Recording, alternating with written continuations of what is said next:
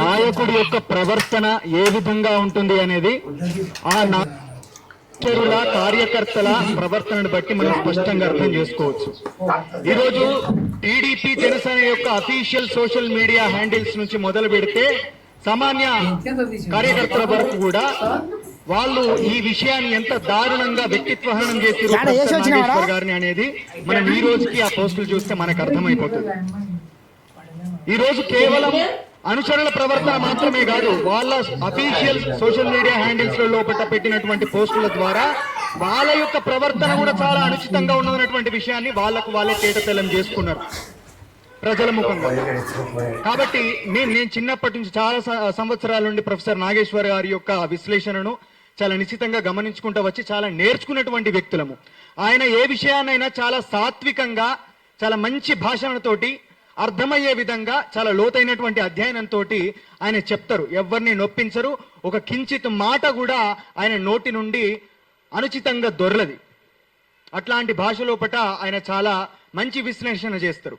అదే క్రమం లోపట అక్కడున్నటువంటి రాజకీయాల గురించి ఒక విశ్లేషణ కావచ్చు, ఆయనకున్నటువంటి సమాచారం మేరకు ఒక విషయాన్ని చెప్పినప్పుడు ఆయన ఒక ప్రొఫెసర్గా, ఆయన ఒక మాజీ ఎమ్మెల్సీగా ఒక రాజకీయ అభిప్రాయాన్ని రాజ్యాంగ పరిధి లోపట చాలా స్పష్టంగా సాత్వికంగా వెల్లడించినప్పుడు మీలాంటి విఘ్నత కలిగినటువంటి రాజకీయ నాయకులు ఎవరైతే ఉన్నారో వాళ్ళు దాన్ని ఒక పొలిటికల్ సజెషన్ గా తీసుకుంటే బాగుంటుంది. సరే, అది మీకు అనుచితంగా అనిపించినప్పుడు దాన్ని ఖండించాలి. ఖండించకుండా పవన్ కళ్యాణ్ ఏం చేసిండు? అసలు లీకేజీలు ఎవరిచ్చిర్రు? మన సొంత పార్టీ లోపట్నే మనకు ట్రైటర్స్ ఉన్నారని చెప్పి మాట్లాడిందంటే అది వాస్తవం అన్నట్టే కదా. సార్ మాట్లాడింది వాస్తవం అన్నట్టే కదా. నువ్వు ఖండించాలే కదా. అది అబద్ధం అయితే నువ్వు ఖండించలే. నువ్వు భుజాలు తడుముకున్న గుమ్మడికాయల దొంగెవరు అని చెప్పనంటే అంటే వాస్తవానికి ఆ విషయం జరిగిందేమో మరి తెలియదు. ఒక విషయాన్ని అభిప్రాయాన్ని చెప్పినప్పుడు కేసులు పెడతారా? మరి కేసులు పెట్టినప్పుడు పవన్ కళ్యాణ్ మేము ఒక ప్రశ్న అడుగుతా ఉన్నాం, ఇష్టం వచ్చినట్టు రాళ్ళేస్తే మేము ఊకుంటామా అని చెప్పని అన్నావు కదా. నువ్వు ఎన్ని రాళ్ళేసినావు తెలుసా?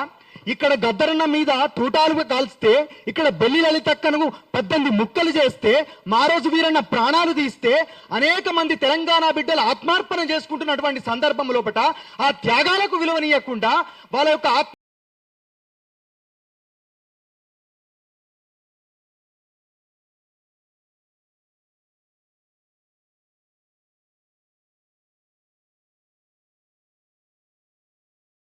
ఆత్మార్పణలకు విలువనీయకుండా, కనీసం మానవత్వము జాలి అనేది లేకుండా కెమెరామెన్ గంగతో రాంబాబు అనేటటువంటి ఒక దుర్మార్గమైనటువంటి సినిమాను తీసి తెలంగాణ ఉద్యమాన్ని నువ్వు దారుణంగా అవమానించినవా లేదా పవన్ కళ్యాణ్? నేను అడుగుతా ఉన్నా. అది నువ్వు రాళ్ళేసుడు కాదా? మేము రాళ్ళిచ్చి కొట్టదలుచుకుంటా మేము కొట్టలేమా? నీ అన్నను జగిత్యాల లోపల కోడిగుడ్లతోటి తరిమి ఎందుకు కొట్టిర్రు?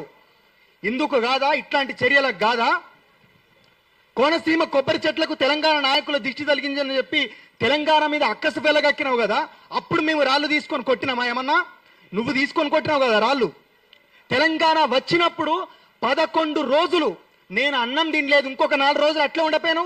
ఈ ఆంధ్రప్రదేశ్కు తెలంగాణకి దరిద్రమే ఉండకపోవు. ఇట్లాంటి మాటలు మాట్లాడితే ఇంతకంటే గడ్డి పరకలే గడ్డపారలైన పవన్ కళ్యాణ్, చంద్రబాబు మీకు చెప్తా ఉన్నాం. మేము కూడా మాట్లాడతాం. చర్యలు నేను తెలంగాణ పోలీసులు ఇక్కడ ఉంటే నేను వాళ్ళకు ఒకటే విజ్ఞప్తి చేస్తా ఉన్నాం. తెలంగాణ పోలీసులారా, నిజమైనటువంటి నేరస్తులను పట్టుకోండి, నిజంగా నేరాలను అదుపు చేయండి. మొన్న బండి భగీరథ్ కేసుకేమో మేము అంతా కలిసి, ఇట్లాంటి వ్యక్తులు అందరూ కలిసి ఇంత సమూహం ఏర్పడి వీడియోలు చేసి అనగబట్టి ఎంబడివాడి కేసులు చేయించారు. ఆయన ఏం మాట్లాడకపోయినా మీరు ఆంధ్రప్రదేశ్ నుంచి అక్కడి నుంచి ఇక్కడికి వచ్చి, మీరు కాకినాడ నుంచి పోలీసులు ఇక్కడికి వచ్చి ఆయన మీద కేసులు చేస్తారా? మీరు మాట్లాడినటువంటి మాటలకు మీ మీద ఎన్నో కేసులు పెట్టాలి. రిషితేశ్వరి అనేటటువంటి ఇక్కడ వరంగల్ జిల్లా లోపల ఒక కేసు జరిగితే సుగాలి ప్రీతి కేసును హైలైట్ చేసి రాజకీయంగా వాడుకొని నువ్వు అధికారంలోకి వచ్చినటువంటి పవన్ కళ్యాణ్, ఆ కేసు ఏమైంది? నీ జనసేన ఎమ్మెల్యే ఆ అమ్మను, ఆ సుగాలి ప్రీతి వాళ్ళ అమ్మను నువ్వు డబ్బులు తీసుకున్నావు కదా, భూమి తీసుకున్నావు కదా, ఉద్యోగం తీసుకున్నావు కదా, మళ్ళెందుకు మాట్లాడుతున్నావు అంటే డబ్బులు తీసుకొని భూమి తీసుకొని జరిగినటువంటి అన్యాయాన్ని నిడిచిపెట్టానా? నీ ఎమ్మెల్యే అట్లా మాట్లాడితే కనీసం మందలించేటటువంటి పరిస్థితి కన్నా నువ్వు పోయినావా? ఇవన్నీ మాట్లాడతాం మేము మాట్లాడగలిగితే. ఎన్నో స్పెక్యులేషన్స్, ఎన్నో రూమర్స్ క్రియేట్ చేసినావు నువ్వు. వాటన్నిటి మీద కేసులు పెట్టుకుంటా పోతే పెద్ద క్రిమినల్వే నువ్వే, అందరికంటే పెద్ద క్రిమినల్వి. కాబట్టి రెచ్చగొట్టద్దు. మొన్న కేవీఆర్ మీద కావచ్చు, ఈ రోజు నాగేశ్వర్ గారి మీద కావచ్చు, తెలంగాణ సమాజం నిత్య చైతన్యవంతమైనటువంటి సమాజం. అడుగడుగున తెలంగాణ మీద దాడి చేయాలని చూస్తే ఇట్లా మేము అందరం కూడా ఉసిళ్ళ పుట్టతీరు ఏకమై మేము ఖచ్చితంగా అడ్డం నిలబడతాం. తెలంగాణ సమాజం మొత్తం మీద కూడా సమాజం మొత్తం కూడా సార్కు ఈ రోజు అండగా నిలిచింది, నిలుస్తుంది, నిలవబోద్దు కూడా అని చెప్పి తెలియజేసుకుంటూ ఈ రోజు వాళ్ళ యొక్క దుర్మార్గాన్ని ఒక పాట రూపకంగా పాడి నేను ముగిస్తా. గతం నుంచి ఇప్పటి వరకు గూడ అంజనం తలుసుకుంటా. అరే అయ్యో నీవా నువ్వు అవ్వో నీవా తెలంగాణోనికి తోటి పాలోనివా, అయ్యో నీవా నువ్వు అవ్వో నీవా తెలంగాణోనికి తోటి పాలోనివా, అయ్యో నీవా నువ్వు అవ్వో నీవా తెలంగాణోనికి తోటి పాలోనివా, అయ్యో నీవా నువ్వు పాలోనివా. ఇస్తుంట రమ్మంటే ఇల్లంతా నీదంటావా, వరవా తిన్నింటి వాసాలు లెక్కెత్తవా, అయ్యో నీవా నువ్వు అవ్వో నీవా తెలంగాణ. ఉన్న మాటంటే లాఠీలు ఎత్తుతావా, ఉన్న మాటంటే లాఠీలు ఎత్తుతావా, మా కోడి గుడ్ల దెబ్బ మరిసినవా, అయ్యో నీవా నువ్వు అవ్వో నీవా తెలంగాణోనికి తోటి పాలోనివా. తెలంగాణ సొమ్ములు కావాలేనా నీకు, తెలంగాణ సొమ్ములు కావాలేనా, నీ చిల్లర సినిమాలు ఇక్కడ ఆడాలేనా, అయ్యో నీవా నువ్వు అవ్వో నీవా తెలంగాణోనికి తోటి పాలోనివా.